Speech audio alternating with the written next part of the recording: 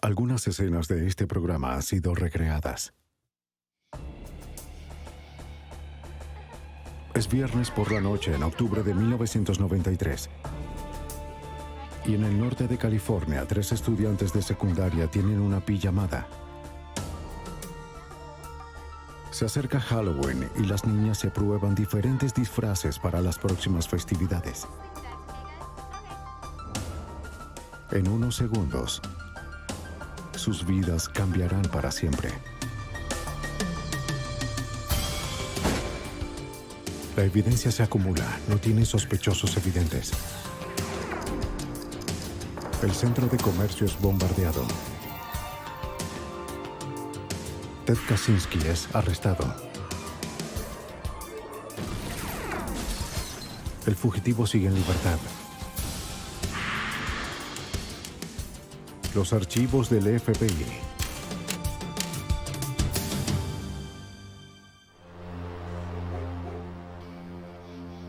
Polly Klaas, secuestrada. 1 de octubre. Polly Klaas y Gillian Pellan esperaban a otra amiga fuera de la casa de Polly en Petaluma, California. Hola. Hola, Kate. Sí. Eran alrededor de las 8:30 cuando Kate Macklin y su madre llegaron. Las 3 niñas estaban listas para divertirse. Era viernes. Había helado en el refrigerador y se quedarían despiertas toda la noche. Esta iba a ser una fiesta. Vamos a hacer la fiesta. Tengo algo especial. Sí, vamos a divertirnos. Nadie sabía del peligro que acechaba tan cerca.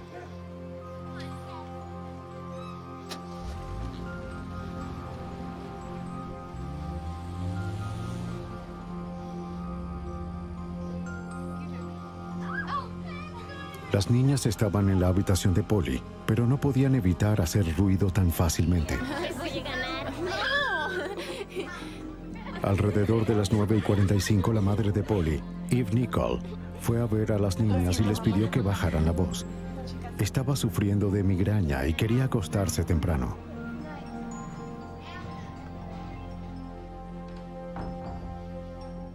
La habitación de Eve estaba del otro lado del pasillo, y aunque ya les había llamado la atención, estaba casi segura de que en unos minutos las niñas comenzarían a hacer ruido de nuevo. ¿Así son su nariz y su boca? Antes de acostarse, Eve tomó sus pastillas para bloquear todas las distracciones y dormir más rápido. Las quiero, chicas. A bailar. La fiesta continuó casi una hora antes de que comenzara la pesadilla. Sí, ya me voy a dormir. ¿Está bien? Está bien. Eran las 10:30 cuando el intruso entró en la habitación. Al principio, Kate y Gillian pensaron que era una broma, pero luego vieron el cuchillo. Les dijo que si gritaban les cortaría la garganta. De inmediato comenzó a atarlas y empezó a hacerles preguntas. Quería saber cuál de las niñas vivía allí y quién más estaba en la casa. Polly contestó. Las niñas estaban aterradas y lloraban, pero les aseguró que no lastimaría a nadie y que estaba ahí solo por dinero. Pero cuando Polly le dijo dónde había algo de efectivo escondido en un joyero, él no intentó buscarlo. Amordazó a las niñas y tomó algunas fundas de almohada para usarlas como capuchas.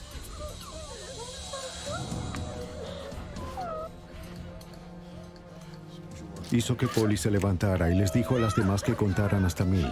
Dijo que para cuando terminaran, ella estaría de vuelta.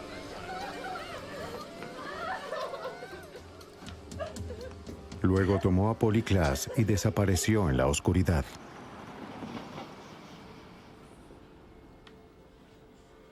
Los oficiales de la policía de Petaluma aparecieron en la escena luego de que las niñas lograran liberarse y despertaran a la madre de Polly. Llegaron en minutos. Los investigadores entraron a la habitación y comenzaron a revisar. La habitación estaba desordenada y daba la imagen de los eventos que habían ocurrido minutos antes. En el suelo había materiales para atar, tiras de tela cortadas. Los cables del juego de Nintendo habían sido cortados, al igual que la correa de una cartera. Las fundas estaban esparcidas.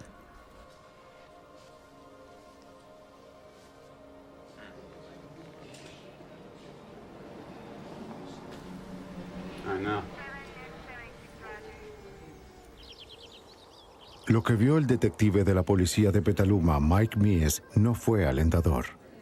Recuerdo que estaba en la entrada de la habitación de Polly, viendo las pocas bolsas de evidencia que habíamos podido recolectar y pensaba que eso era una cantidad muy pequeña. Y le dije a mi compañero Larry Pelham, tomemos la alfombra. Respondió, ¿por qué? Y le dije, no sé por qué, pero tomemos la alfombra, no tenemos suficiente evidencia. Hola. La policía necesitaba ayuda urgente. Por fortuna ya venía en camino. Luego de haber sido contactados por la familia Class, el FBI ofreció sus conocimientos. ¿Qué tal si ya hablaron con la madre? Sí. Poco después de la medianoche, el FBI llegó a la casa de Polly Class. Por lo general, el buró se encarga de secuestros y con 800 casos por año cuentan con mucha experiencia. Debido a que era cercano a la comunidad y experto en casos de secuestro, el agente especial Ed Fryer se convirtió en el investigador principal, pero él sabía que algo en este caso era diferente. Tenía todas las características de un caso de secuestro por extraños, porque las declaraciones de las niñas eran consistentes. Los casos de secuestro por extraños son los más difíciles de resolver, según mi experiencia, porque no hay relación entre el perpetrador del crimen y la víctima, o la familia de la víctima, o alguien que puede estar asociado a ella. Es decir, normalmente es un acto al azar. Sorpresivamente, la gran mayoría de los secuestros involucran a miembros disgustados de la familia. Y aunque los padres de Polly estaban separados, su padre, Mark Class, de inmediato fue dejado libre de cualquier responsabilidad. Estaba llorando. Los secuestros que involucran a completos extraños son extremadamente raros y les deja poco a los investigadores para avanzar. En este caso, sin embargo, había testigos. Un dibujante del Departamento de Policía de San Rafael fue contactado. Durante 2 horas, Gillian y Kate intentaron describir la cara del hombre que irrumpió en la habitación. Las niñas todavía estaban terriblemente afectadas, pero lograron darle al artista una muy buena descripción. La ató. Las autoridades ahora tenían una primera idea de cómo lucía el extraño. Después de las 4 de la mañana, las niñas fueron llevadas a la estación de policía y el FBI llamó a una de sus fuerzas especiales. El equipo de recolección de evidencia. Tony Maxwell es quien dirige el grupo. Al revisar los casos a lo largo de los Estados Unidos, hemos descubierto que cuando alguien es secuestrado, especialmente un niño pequeño, por lo general va a ser lastimado dentro de las primeras 24 horas y es muy probable que en los primeros días pueda ser asesinado. Así que el tiempo es oro. En este tipo de trabajo, el investigador tiene que avanzar muy rápido. El equipo de recolección de evidencia es el encargado de proveer análisis forenses en una escena del crimen. Su única responsabilidad es recolectar evidencia. Y utilizan el equipo de recolección más sofisticado que tienen para hacerlo. Una aspiradora electrostática recoge pequeños cabellos y fibras del suelo cuando se hace pasar una carga positiva sobre una lámina de polietileno. Cualquier residuo suelto se adhiere al polietileno y este es enviado al laboratorio para una inspección detallada. Aunque el departamento de policía había buscado huellas digitales, se fueron sin nada prometedor. No tenían acceso a las mismas herramientas del FBI.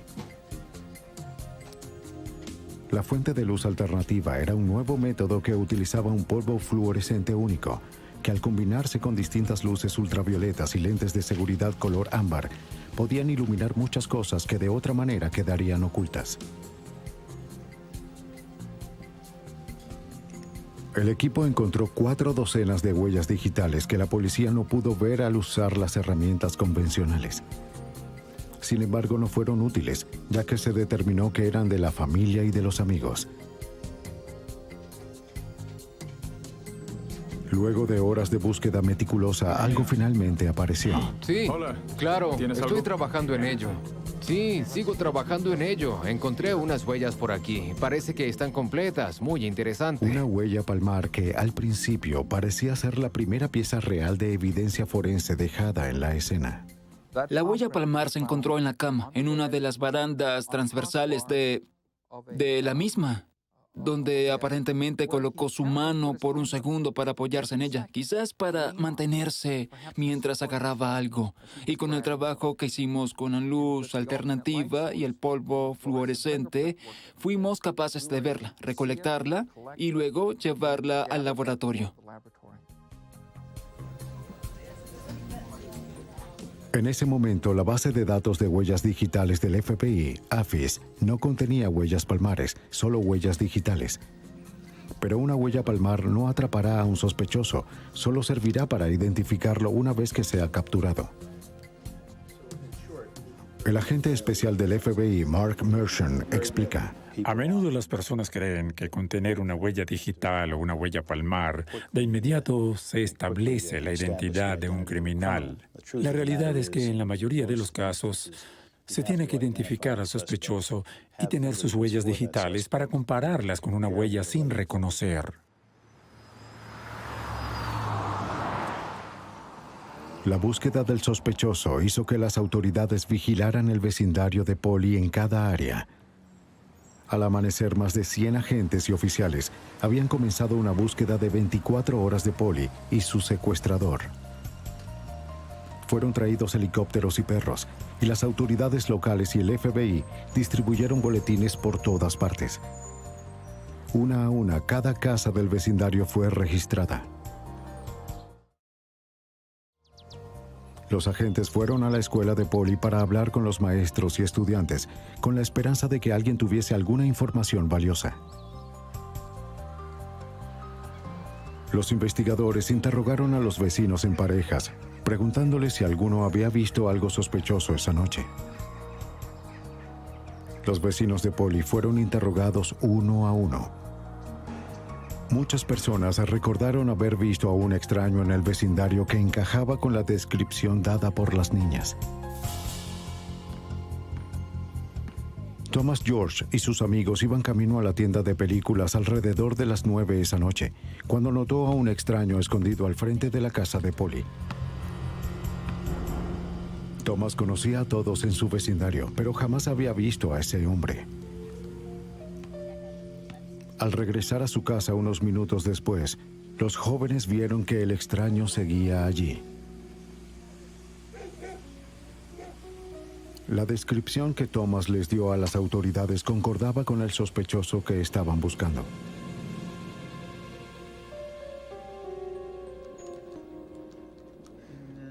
Sean Bush estaba jugando videojuegos con algunos amigos que vivían en una pequeña casa alquilada justo detrás de la casa de Polly.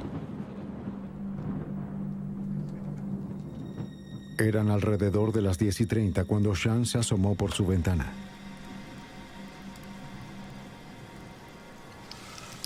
Se sorprendió al ver a un hombre extraño en el porche trasero de la casa de Polly. Parecía que iba a entrar por la puerta de atrás. La descripción también coincidió con la del sospechoso. Otras personas vieron al mismo individuo esa noche, pero desafortunadamente ninguno alertó a las autoridades. Como explica el oficial de la policía de Petaluma, Patrick Parks, el tiempo corría en su contra. En los casos de secuestros de menores por extraños, no hay factor más importante que el tiempo. El tiempo resulta ser fundamental y por esa razón tienes que reunir todos los recursos posibles. Tienes que correr la voz lo más rápido y lejos posible. Es necesario involucrar a la mayor cantidad de organismos, mantenerlos enfocados, hacer que sus esfuerzos se canalicen y, con suerte, lograr una resolución exitosa. Mientras los oficiales seguían registrando el vecindario, los investigadores del FBI comenzaron a ejecutar los procedimientos operativos estándar en casos como este. Luego de descartar a familiares y amigos como sospechosos, se concentraron en los ex convictos registrados como acosadores sexuales en todo el condado de Sonoma. Se expandieron gradualmente a los condados de los alrededores, interrogando e investigando cuidadosamente a cada uno. Pero nada apareció. Era difícil creer que un caso como este ocurriera. Eran 3 niñas en una pijamada. Estaban jugando en su habitación, en su casa, en una comunidad normal, en una ciudad normal. Y que alguien pudiera entrar a su casa, vulnerar la paz, la seguridad de tu casa y llevarse a tu hija, si no se consideraba imposible, era inconcebible. Al día siguiente, la búsqueda de Polly Klaas se convirtió en la persecución más grande del país. Se formó una red masiva de voluntarios para ayudar a las autoridades. Mientras cientos de personas buscaban, otros distribuían volantes, intentando llegar a toda la ciudad lo más rápido posible. Y dejaron varios por allá. De vuelta en el laboratorio de rastros de evidencia del FBI en Washington, D.C., el experto forense Chris Allen inspeccionaba cuidadosamente los objetos recolectados en la casa de Polly. Noté que al desatar cada uno de los pedazos, las finas tiras de nylon que usaron para atar a las amigas de Polly tenían los bordes irregulares. Fui capaz de alinearlos a la perfección y así pude determinar que todas pertenecían a una prenda de vestir. Una similar a la de una bata de mujer o un material que era deslizante. Otras piezas de evidencia encontradas en la habitación de Polly no fueron tan fáciles de clasificar. Las pequeñas fibras recogidas con la aspiradora electrostática resultaron muy difíciles de identificar. Luego de una meticulosa inspección y comparación, Allen concluyó que provenían de la alfombra de un automóvil. Al no ser de los autos que se encontraban en la casa de Polly, Allen sospechó que las fibras debían provenir del auto del secuestrador.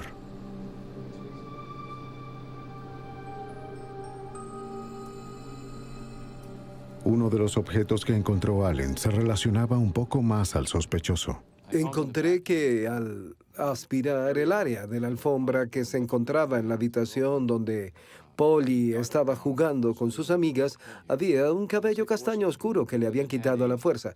Y digo esto porque había unos 3 o 4 milímetros de raíz en él. Era piel proveniente del cuero cabelludo que obtienes cuando el cabello es alado o arrancado a la fuerza.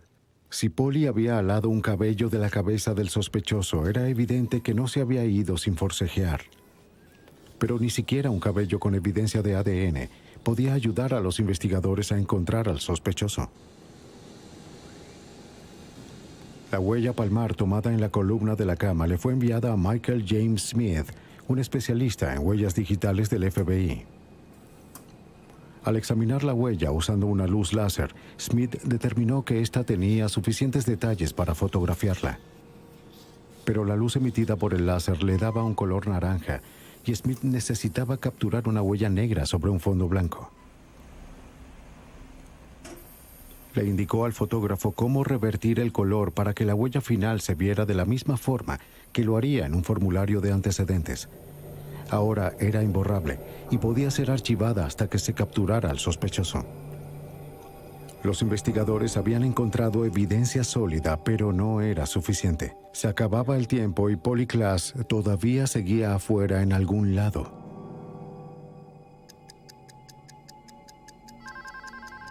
«48 horas luego del secuestro de Polly Klaas, su padre Mark recibió una llamada. ¿Polly? Se escuchaba como Polly le dijo a su padre que estaba en la habitación de un hotel y que su secuestrador había salido a caminar un momento. ¡Polly! Luego se cortó la línea. Parecía el primer indicio de esperanza. Desafortunadamente, ya que la línea de Mark no estaba preparada para un rastreo, las autoridades no podían hacer más que esperar por otra llamada.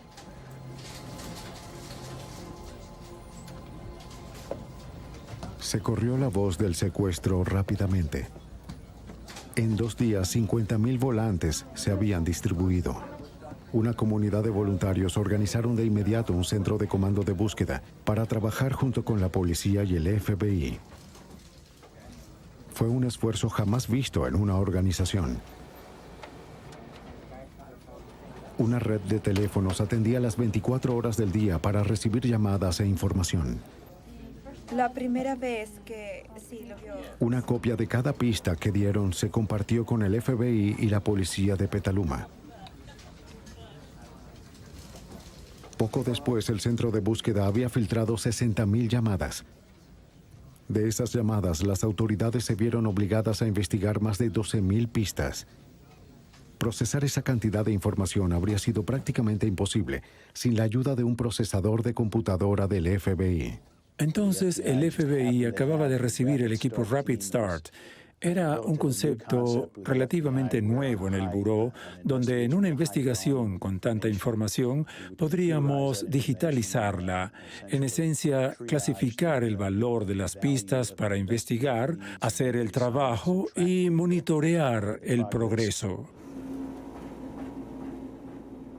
Incluso con tantas pistas, había una en particular que los investigadores estaban ansiosos por examinar.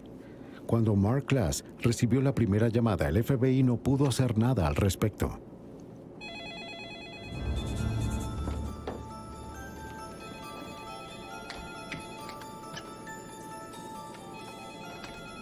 Para cuando volvieran a llamar, estarían listos.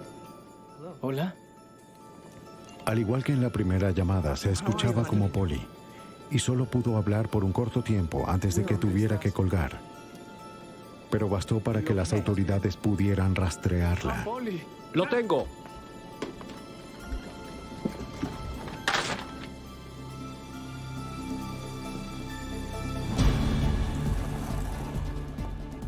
El FBI rastreó la llamada a una casa a 48 kilómetros de distancia. No hubo suficiente tiempo para reunir un gran grupo de agentes. El trabajo tendría que ser manejado por unos pocos.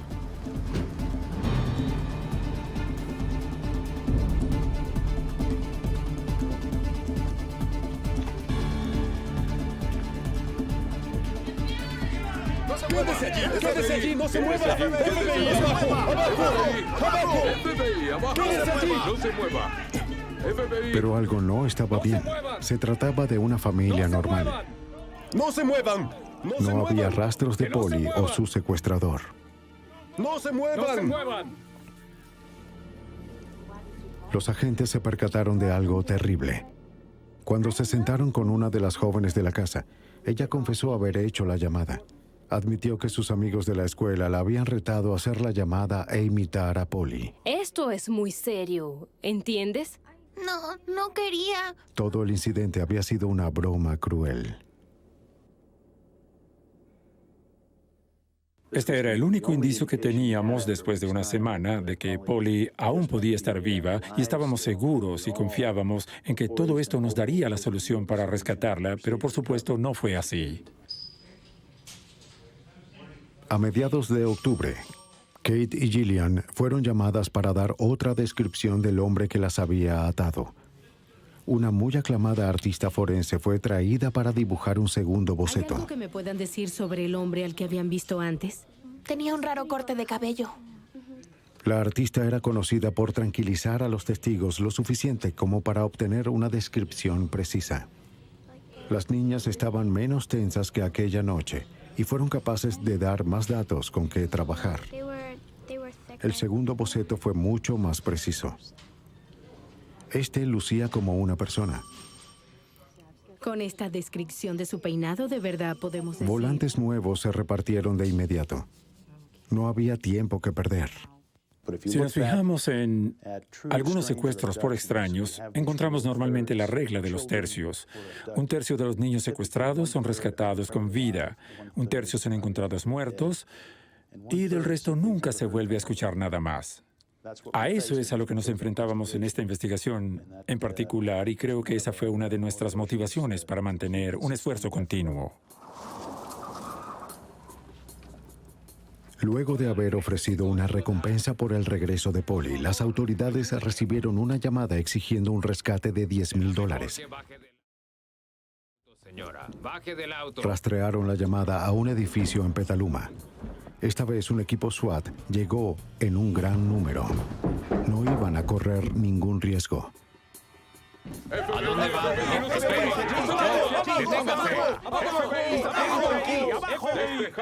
¡Despejado! Una vez más, las autoridades y la familia fueron engañadas. Las manos en la espalda. ¡No te muevas! ¡No te muevas! James Hurt, de 20 años, fue arrestado por intento de extorsión y hacerse pasar por un secuestrador. Fue un golpe duro para todos. Se volvió muy frustrante. Desde luego desviaba la investigación de su objetivo principal, pero debíamos lidiar con eso. No había otra manera. No podíamos ignorar esas cosas. Definitivamente consumió mucho tiempo y recursos. La familia se encontraba particularmente decepcionada. Los padres de Polly escribieron una carta al secuestrador que fue publicada el 17 de octubre en el San Francisco Examiner. Quien quiera que seas, donde sea que estés, por favor devuelve a Polly a su familia. Ella pertenece aquí. La extrañamos mucho, extrañamos ese brillo en sus ojos y su dulzura. Anhelamos ver su hermosa sonrisa y escuchar su melódica voz. También le escribieron a Polly: cariño, si puedes leer esto, por favor recuerda que tu mami y tu papi te aman mucho y seguiremos buscándote hasta que podamos tenerte a salvo en nuestros brazos amorosos de nuevo. Creo que nunca perdí la esperanza. Me comuniqué varias veces con Mark Glass, con Eve, miembros de la familia, y fue una pregunta que me plantearon muchas veces. Y mi respuesta fue no. No hemos perdido la esperanza. No perderemos la esperanza. En todo el país, la gente quería ver a Polly de vuelta en casa. Aparecieron pancartas. Y los norteamericanos realizaron una vigilia con velas. Miles de personas llevaban cintas lavanda, el color preferido de Polly, para mostrar su apoyo en la búsqueda. Realizábamos búsquedas durante el día, durante la noche. Teníamos una operación de 24 horas. Realizamos búsquedas en días soleados, días nublados, días lluviosos, noches lluviosas. Cualquiera que fuera la procedencia de la información, respondíamos, porque en un caso como este la evidencia física es crucial. La búsqueda nunca se detuvo. La Armada y los expertos de búsqueda y rescate se unieron a miles de voluntarios que buscaban sin parar. La fuerza de la policía y los voluntarios trabajaron sin descanso. Pero pasarían alrededor de 2 meses antes de que algo apareciera.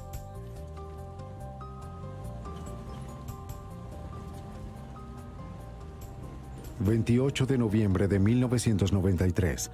Fue 2 meses después de que Polly Klaas fuera secuestrada que las autoridades consiguieron la primera pista real. En el condado de Sonoma, un oficial fue llamado a la casa de Dana Jaffe. Se encontraba al final de un camino largo y sinuoso en la carretera de Pitian.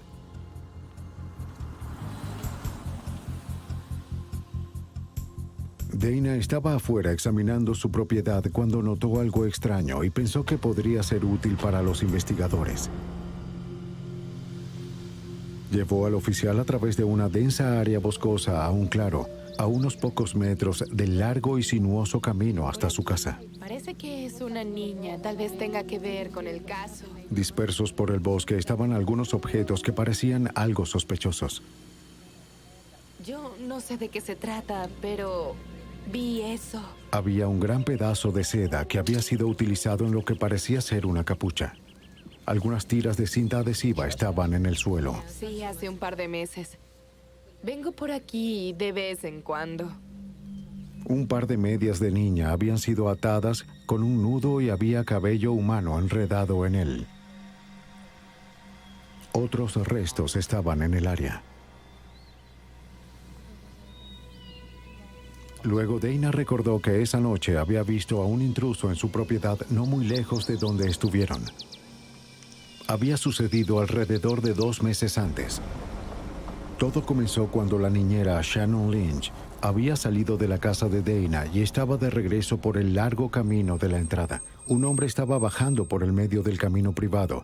Su auto varado estaba a un lado. Dijo que estaba varado e insistió en que saliera de su auto y lo ayudara. Lo siento mucho, no tengo... Además, quería saber qué había en el camino.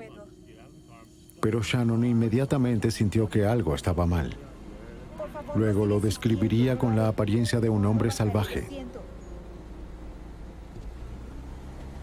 Siguió conduciendo, dejándolo allí, decidida a conseguir un teléfono. Shannon encontró un teléfono público a unos 3 kilómetros del camino y se apresuró a llamar a su amiga. Estaba ansiosa por contactar a Dana y advertirle sobre el temible hombre que entró en su propiedad. Dana no perdió tiempo. Tomó a su hija y un bate de béisbol y bajó por la colina. Vio el auto como Shannon había dicho, pero el hombre extraño no se veía por ninguna parte. Continuó conduciendo hasta el pueblo y llamó a la policía.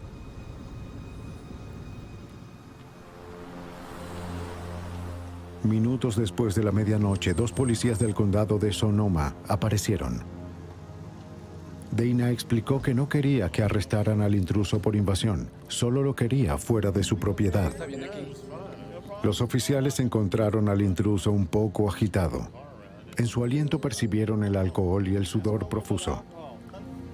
Había trozos de hojas y césped en su cabello, como si hubiese estado rodando en la tierra. Les dijo que estaba de paseo cuando se dio cuenta de que estaba en una propiedad privada. Cuando intentó regresarse, su auto se atascó a un lado del camino. Indicó que había estado debajo del auto tratando de liberarlo, pero los ayudantes no le creyeron. Por la manera en la que estaba atascado, no había suficiente espacio para que una persona se metiera debajo. No puede quedarse aquí. Los ayudantes le administraron pruebas de sobriedad, pero las pasó todas. Al revisar su auto, encontraron algunas latas de cerveza en una bolsa de plástico y un pequeño bolso en el asiento trasero. Cuando le preguntaron si había estado bebiendo, abrió una cerveza y comenzó a beberla. Necesitamos que la deje. Déjala. Deje la cerveza.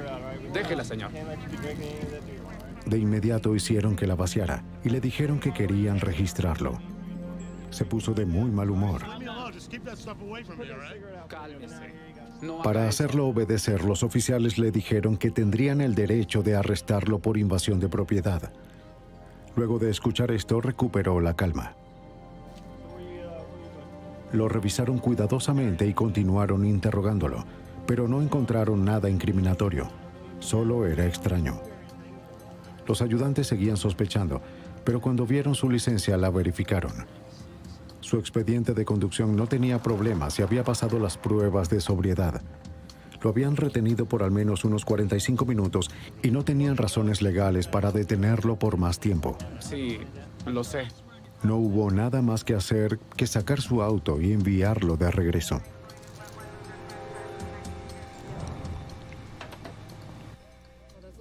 Había ocurrido hacía 2 meses, la misma noche que Polly Klaas había sido secuestrada. Una capucha, cintas, un par de medias de niña, era mucho más que una coincidencia. Al colocar todo junto, el ayudante llamó rápidamente al departamento de policía de Petaluma. En 1 hora, el detective Mike Meese y el agente Ed Fryer llegaron para examinarlo. Nunca olvidaré la escena. Era tarde en la noche en ese momento. Mike Meese y yo estábamos parados en la ladera a un lado de la carretera Pityan y empezaba a ponerse algo neblinoso. Estaba comenzando a llover. Nos miramos y supimos en nuestros corazones que habíamos descubierto una escena del crimen muy crítica y nos llevaría a resolver el caso. Luego de reunir la evidencia, los investigadores comenzaron a buscar de inmediato en la carretera de Pitian cualquier rastro de Polly. Tardamos días buscando en la montaña con más de 300 voluntarios. Creo que teníamos 25 o 30 perros de búsqueda y condujimos una extensa búsqueda por tierra de Polly, creyendo que aún seguía viva, la cual era la premisa con la que trabajábamos. Mientras empezaba la búsqueda, todo empeoró. Las autoridades se reunieron con la policía del condado de Sonoma para obtener el reporte completo de lo sucedido en la propiedad de Dana Jaffe. El hombre interrogado por los oficiales fue Richard Allen Davis. Al acceder a su expediente criminal, se reveló que había sido puesto en libertad condicional luego de cumplir una sentencia por secuestro. Lo que descubrimos de Davis al principio fue que lo arrestaron por robo y secuestro en 1976, además de asalto con intento de violación. Descubrieron que en 1978 había sido arrestado por otro secuestro, así como por un par de acusaciones por asalto con arma letal. En 1984 había sido arrestado por un caso de secuestro, asalto con un arma mortal, incluyendo el uso de arma de fuego y robo a mano armada. Al leer estos reportes, nos dimos cuenta de que este hombre era problemático. Se trataba de un individuo realmente muy capaz de estar involucrado en un crimen como este. La foto policial en el archivo coincidía con la descripción de las niñas. Su madre vivía en Petaluma, lo que le dio una razón para haber estado allí. Todo comenzaba a tener sentido. Los objetos descubiertos cerca de la carretera de Pitian fueron enviados de inmediato al especialista forense Chris Allen en Washington, D.C. Lo más interesante fue un trozo de tela que encontraron en el bosque. Allen rápidamente pudo confirmar lo que los detectives sospechaban. Lo que tratábamos de hacer era establecer si los bordes recortados se alineaban o no. Las tiras del medio representaban el material que fue encontrado en la habitación de Polly, las cuales fueron usadas para atar a sus amigas. Posteriormente, en el segundo envío, recibimos la prenda que fue encontrada en el lugar de la carretera Pitian. Todas encajaban bien como un rompecabezas, con los bordes y las piezas de tela que coincidían de punta a punta. Con las tiras halladas, era más que probable que Polly Klaas hubiese estado cerca de la casa de Dana Jaffe luego de su secuestro. Y sin ninguna duda, Richard Allen Davis también había estado allí. Aunque no era lo suficiente para arrestar a Davis por secuestro, los detectives percibieron que si podían ponerlo bajo custodia, podrían reunir en poco tiempo la evidencia necesaria para relacionarlo con la desaparición de Polly. Lo demás ya no tenía sentido. Nos concentramos en lo que teníamos con el señor Davis y lo sucedido en la carretera Pitian. Y lo que haríamos a continuación.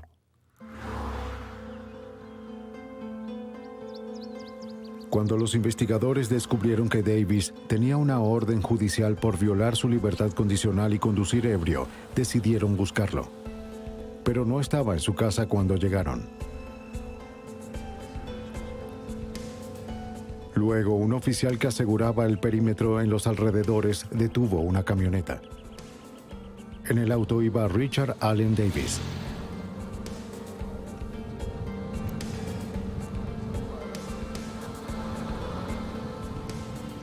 Cuando el oficial se percató de quién era, llamó a los investigadores que estaban en la casa. ¿Hay algún problema? No, señor. Espere aquí.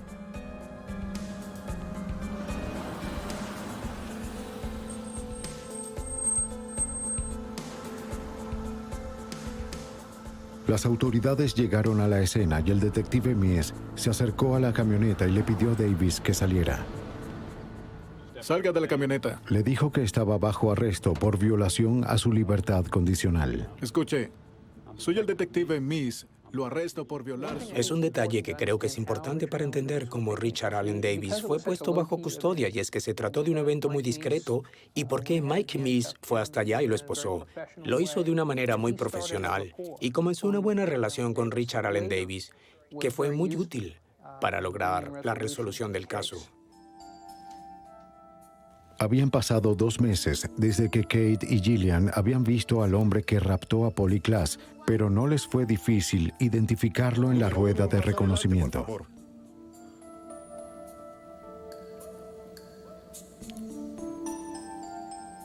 Incluso sin la barba, era un rostro que no podrían olvidar jamás. Uno vuelva, por favor. Aunque había sido arrestado por violación de libertad condicional, Davis fue interrogado sobre el secuestro. Negó con vehemencia estar involucrado, pero las autoridades le hicieron saber que si quería hablar, la puerta estaría abierta. Llevé a Davis a la sala y le dije, escucha, lo que debes saber es que tenemos toda la evidencia física necesaria para el caso y solo te ves como un secuestrador justo ahora. Así que si quieres hablar al respecto, debes decírmelo. No dio una respuesta evidente, no quería hablar. Y recuerdo haber tocado mis bolsillos para buscar una tarjeta de presentación. No la tenía conmigo.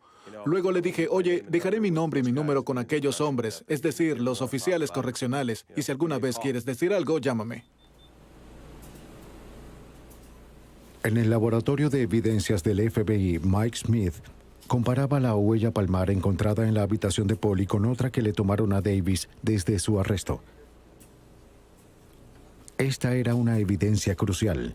Si las 2 huellas coincidían, Davis quedaría relacionado con el secuestro. Después de un análisis cuidadoso, los resultados le fueron comunicados al agente Fryer. Recibí una llamada del laboratorio del FBI. Las huellas de Davis coincidieron con la huella palmar tomada de la habitación de Polly, de la columna de la cama. De nuevo, fue uno de esos momentos donde tenía mariposas en mi estómago. Una vez más supe que era una evidencia muy poderosa. Así que colgué el teléfono, había mucho ruido y conmoción en el puesto de comando. Me levanté y les pedí a todos que hicieran silencio y que aguardaran un momento. Les dije, nuestro laboratorio acaba de confirmar que la huella palmar tomada de la cama coincide con Davis. Podemos ubicarlo en la habitación. Y hubo una gran celebración de parte de todos. Las hojas volaban. Fueron excelentes noticias para todos. Lo tenemos, es concreto. Él estaba en la habitación, podemos probarlo. Lo teníamos identificado.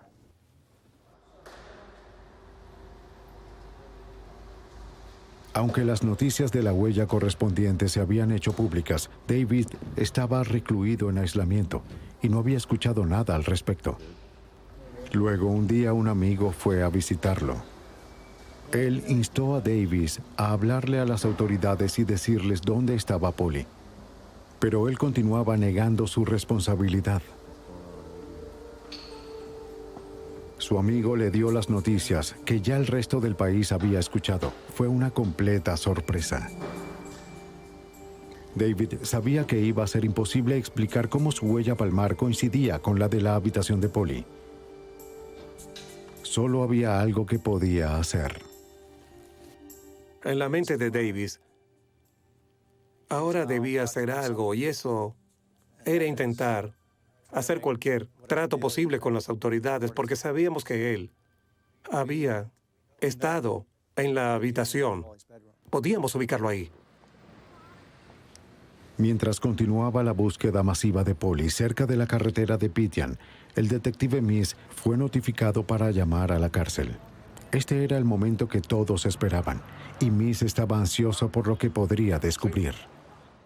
Luego de esta espera, Davis atendió el teléfono y reconocí su voz. Supe que era él y me dijo, oye, lo arruiné totalmente.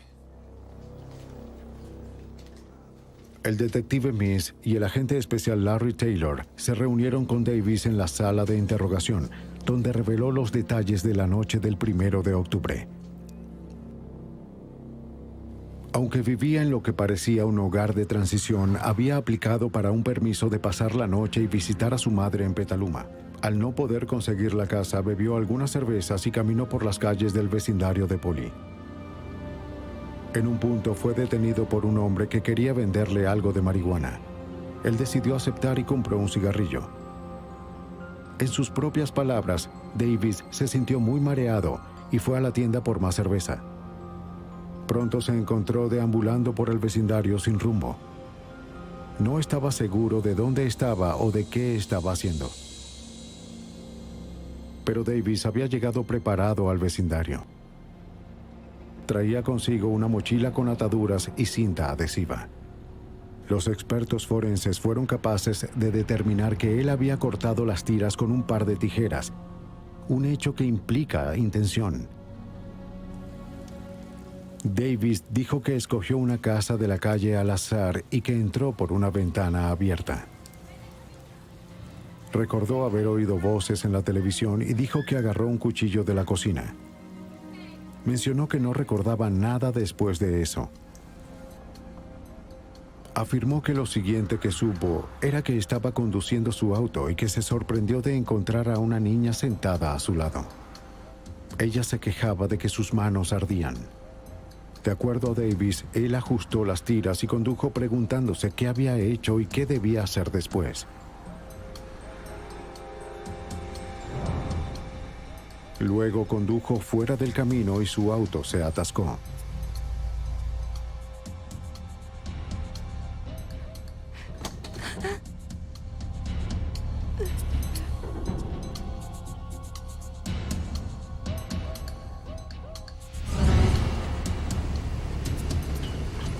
Cuando supo que ya no podría continuar, sacó a Polly del auto y la llevó por un terraplén empinado a unos 27 metros de distancia. ¡Sal de ahí! Tú vendrás conmigo. Planeaba dejarla en la oscuridad hasta que encontrara la manera de liberar el auto.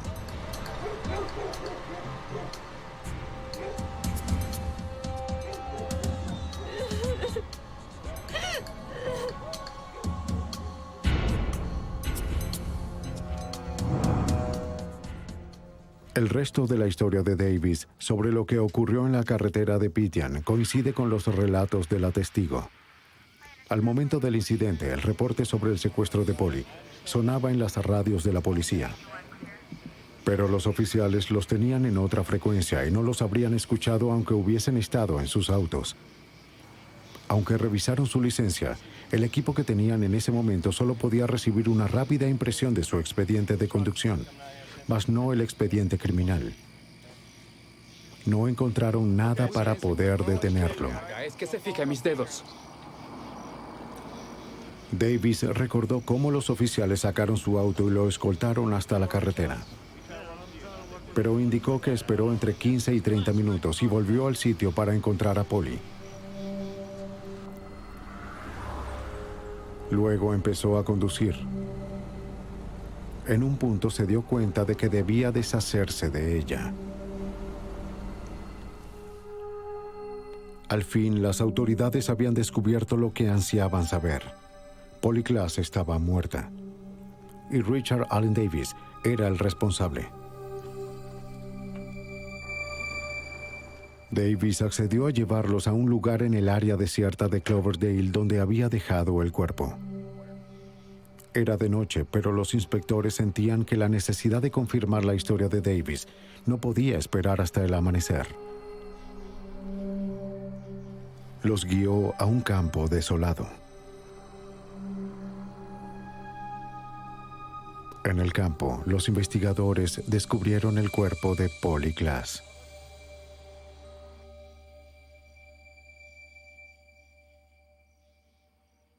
Fue una sensación extraña. Estar cerca de alguien como Davis y que a pocos metros estaban los restos de una niña inocente de 12 años. El caso de Polly Klaas fue especial porque a la gente le importó, porque la comunidad entera dio un paso al frente y dijo, este es el último niño que te llevarás, esta es nuestra niña. Saldrás afuera y la buscarás hasta que la encuentres. El caso no llegaría a la corte sino hasta 1996. Pero luego de 10 semanas en la sala, un juez encontró a Davis culpable por 10 cargos, incluyendo secuestro, robo, asalto, asesinato e intento de cometer un acto lascivo con un niño. Davis continuó negando el último cargo durante todo el juicio. Los investigadores creían firmemente que a pesar de su testimonio, Polly ya había muerto al momento en que los oficiales lo ayudaron con su auto. Fue sentenciado a muerte y aún se encuentra en el corredor de la muerte en la prisión de San Quintín. Polly Klaas dejó atrás un legado para salvar otras vidas. La manera en que los casos de personas extraviadas son manejados cambió por siempre desde la investigación. Las bases de datos policiales ahora están conectadas a diferentes agencias para proveer información vital a múltiples jurisdicciones. Los boletines de personas desaparecidas ahora son enviados a todos los canales de la policía y durante paradas de tránsito rutinarias, los oficiales pueden acceder no solo a los expedientes de conducción, sino también a los antecedentes criminales. La implementación de la ley 3 strikes y estás fuera fue un resultado directo del caso, así como la presión de acelerar los procesos en casos de asesinato. Y una fundación establecida en el nombre de Polly ayuda a la búsqueda de niños desaparecidos.